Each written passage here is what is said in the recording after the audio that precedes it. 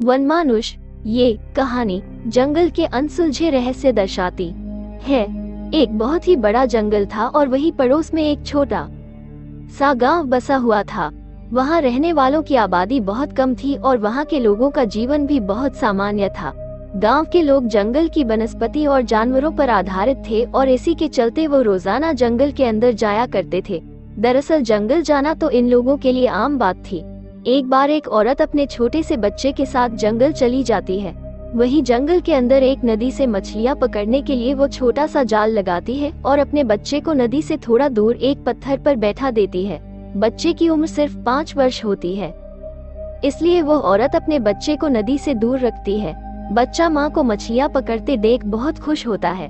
तभी बच्चे के पीछे एक अजीब आकृति का जीव आकर खड़ा हो जाता है और उसकी आहट पाकर बच्चा धीरे से पीछे पलटकर देखता है और अचानक वो दहशत से उस पत्थर से नीचे गिर जाता है। पत्थर की ऊंचाई कम थी, इसलिए उसे चोट तो नहीं लगती, लेकिन उसकी माँ उसे ऐसी हालत में देख चिल्लाकर दौड़ पड़ती है और माँ के तेज स्वर से बिना उस औरत की नजर में आए वो आकृति वहाँ से ओझल हो जाती है। बच्चा अपनी माँ को अपने डर की वजह बताने का प्रयास करता है, लेकिन वो छोटा है, इसलिए माँ को ढंग से समझा नहीं पा रहा था कि उसने क्या देखा। माँ को लगता है कि यह किसी छोटे मोटे जानवर को देखकर घबरा गया होगा, इसलिए वो पानी से अपना जाल समेटकर बच्चे को लेकर वापस गांव के लिए निकल जाती है और जैसे ही बच्चे के साथ गांव की सीमा में प्रवेश करती है, उसकी नजर सरकारी छावनी पर पड़ती है और वो उसके पास जाकर वन विभाग के अधिकारी से पूछती है, यहाँ ये छावनी क्यों बनाई गई है? तभी अधिकारी जवाब देते हुए कहते हैं, हमें कुछ जीव वैज्ञानिकों से सूचना मिली है कि इस जंगल में वनमानुष होने के सबूत मिले हैं और उसी को पकड़ने के लिए ये छावनी बनाई गई है। अधिकारी उस औरत को दोबारा उस जंगल के अंदर अकेले न जाने की हिदायत भी देता है।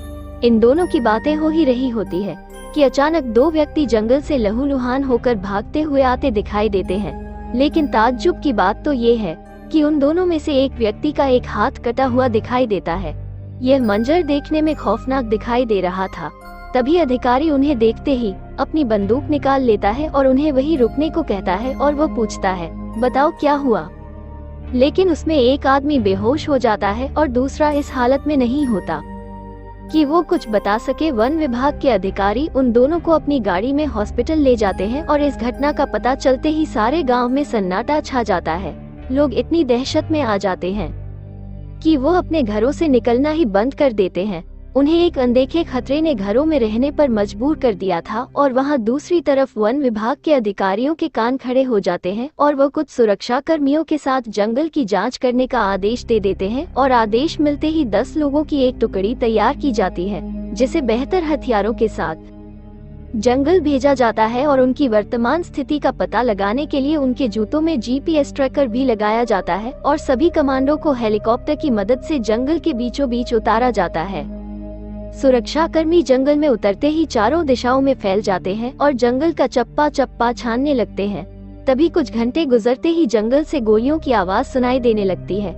यहाँ सभी गांव वाले सोचने लगते हैं कि आज वो वनमानुष नहीं बचेगा जिसने इतने लोगों की हत्या की है और कुछ देर में जंगल से गोलियां की आवाज आना बंद हो जाती है। सभी को लगता है कि सुरक्षा कर्मियों ने अपने काम को अंजाम दे दिया, लेकिन वन विभाग के अधिकारी जंगल में गए सुरक्षा कर्मियों से संपर्क नहीं बना पा रहे थे। उन्हें उनकी GPS लोकेशन तो मिल रही थी, लेकिन वायरलेस में उनकी कोई भी हलचल सुनाई नहीं दे रही थी। तभी अधिकारी ने ड्रोन कैमरा की मदद से जंगल का जायजा लेते हैं और उन्हें कुछ सुरक्षा कर्मियों की लाशें दिखाई देती है और जैसे ही ड्रोन को उनके पास ले जाया जाता है तो पता चलता है कि उन सभी के शरीर से कई अंग गायब हैं। वन विभाग के अधिकारियों का सुरक्षा कर्मियों की ऐसी हालत देख मनोबल टूट जाता है और वह अपनी हार मान लेते हैं। उन्हें समझ में आ जाता है कि इस संकट को रोकना उनके लिए संभव नहीं है और यह बात वो अनुसंधान केंद्र के वैज्ञानिकों तक पहुंचा देते हैं।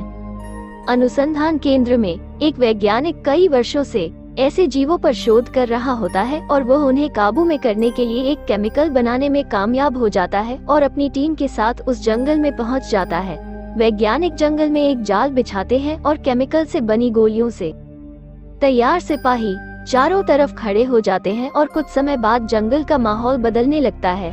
वनमानुष की जोरदार आवाज से सभी घबरा जाते हैं और अंधाधुंध गोलियां चलाना शुरू कर देते हैं और देखते ही देखते उनकी गोलियां खत्म हो जाती हैं और अगले ही पल वो वनमानुष इन सभी के सामने आकर खड़ा हो जाता है और मौत का तांडव मचा देता है। लेकिन वैज्ञानिक अपने साथ एक पिस्टल लाया होता है जिसमें उसने केमिकल से बनी बुलेट लोड की थी, और जब वनमानुष एक एक करके सभी सिपाहियों को मार रहा होता है तो वैज्ञानिक धीरे से निशाना लगाते हुए वनमानुष के सर में गोली मारता है और कुछ ही सेकंड में वनमानुष जमीन में गिर जाता है। उसका आकार बहुत विशाल होता है। इस वैज्ञानिक ने अपनी सूझबूझ से जंगल को जहन्नुम बनने से बचा लिया था और इसी के साथ दहशत की यह दास्तान खत्म हो जाती है।